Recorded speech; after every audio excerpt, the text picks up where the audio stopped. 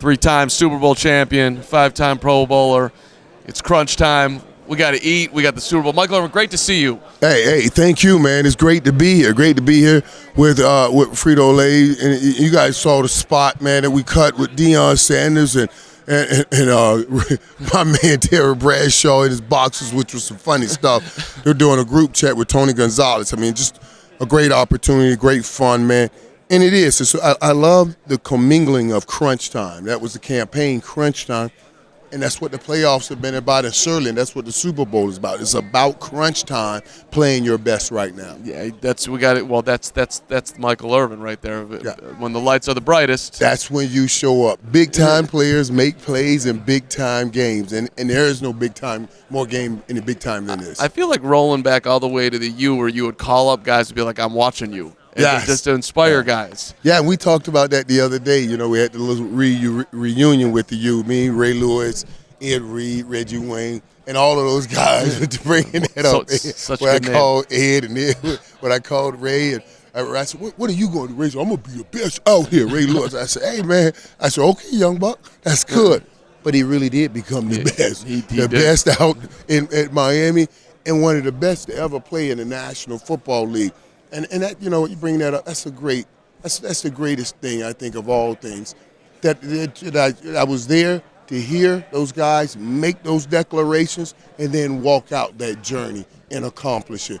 That ultimately, when I go from time to eternity, that's what I'll thank God for. One of the greatest eras in college football, when the U was rolling to that level. Let me get the Michael Irvin take on the Tom Brady walking out of the stadium, walking into the stadium. What is going on with TB? What are you seeing? You know, and I've been talking to some people, and I'm just going to say, guys, I know there's a lot going on around Tom Brady right now. Boy, for me, I don't want to see Tom leave New England. You know what I mean? We get in this place, in this world where everybody bounces around so much. And to have somebody now that stays with one organization his whole career, it's becoming an anomaly. Everybody moving has become the norm. It used to be reversed, where the norm was you try to stay with one team, and there's an anomaly if you bounce. But I hope the greatest of all time, and Tom is certainly that, gets to finish his career with his team. Well, let's go back and put you in the jersey, and if you were getting the level of respect on some level that Brady's getting from New England, where it seems like he's got to sort of, negotiate to get his money. It's like, how much more can I do for you? Part of me is like, you know what, Tom, you could say goodbye to them if they're not going to really appreciate it. Whether it's the right contract or the wrong contract, the dude's earned to get everything that's coming to him. Yeah, and this game has always played this way. that we play for potential and long haul. So you see young guys that haven't done anything but have great potential get a lot of money.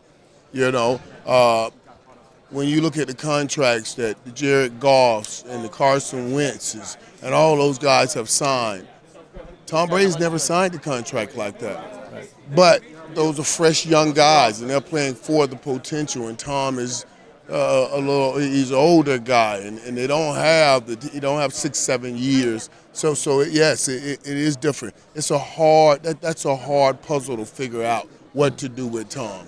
Do you think he can go at this age and go somewhere else, figure out a whole new system? See, and that's the whole issue right there. You just hit the nail on the head. Yeah. That's the problem. I don't want to bring a Tom Brady over at 40 years old.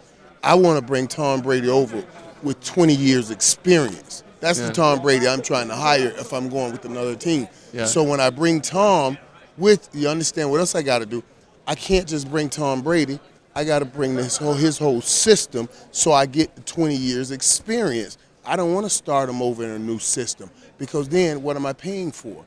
I want 20 years of experience in that system that you beat all these defenses with, so we can get to a Super Bowl that you kept taking New England to. You put them in a new system, it may be a different situation. No, it will be a different situation. So you got to be careful with that. Before you jump on out of here, again, crunch time.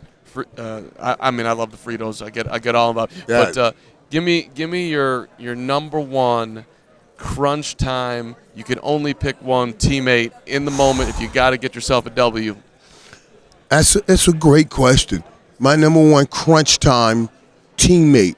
That really, what you're asking me, if I was starting a team, who would I start it with? What's that most important guy? And I've said this that I played with, and I've said this before, man. And I played with some great ones, you know, Troy Aikman and Emmitt Smith and all of these guys, Jay Novacek, Deion Sanders, Charles Haley.